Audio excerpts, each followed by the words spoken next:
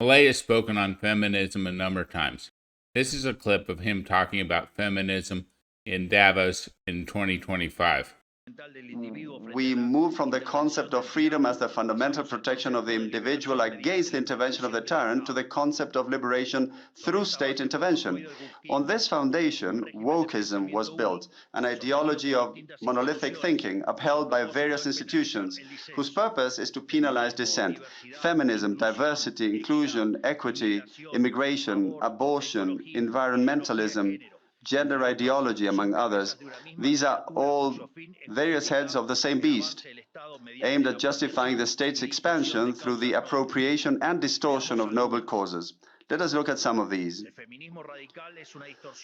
Radical feminism is a distortion of the concept of equality. Even in its most benevolent form, it is redundant, as equality before the law already exists in the West. Everything else is a quest for privileges, which is what radical feminism truly seeks, pitting half of the population against the other half, when they should both be on the same side.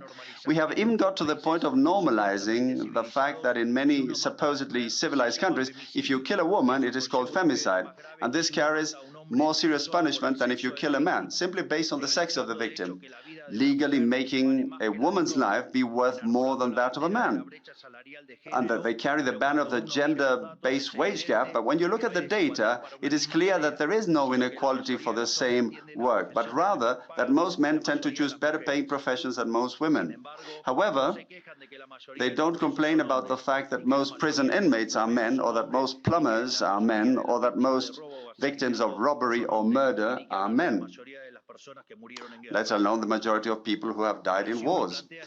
But if you raise these points in the media, or even at this forum, you're considered a misogynist, simply for defending an elementary principle of modern democracy and the rule of law, which is equality before the law, and of course, defending the data as well.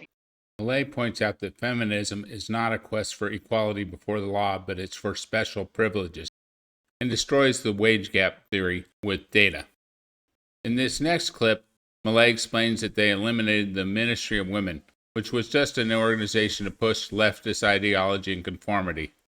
We eliminated organizations that were dedicated, for example, to ideologically persecute those who did not agree with the left, such as the Ministry of Women or the Enadi. Because if they really want to end up with the feminists, they do not fix themselves with little songs and platitudes. They fix themselves by applying the law.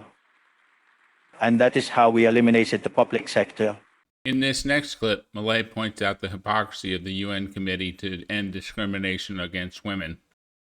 In this same house, which purports to defend the rights of women, we've allowed on CEDAW, the CEDAW committee, countries that punish their women just for showing their skin. It's awesome to see that Milei has not been fooled by this feminist bullshit. Feminism is a cultural Marxist movement which lies about their goals, lies about the data. One of the insidious goals of feminism was to separate the children from the parents. Thus, the Clintons' "It Takes a Village to Raise a Child" campaign. The goal of this separation is it's easier to indoctrinate children if their parents aren't around.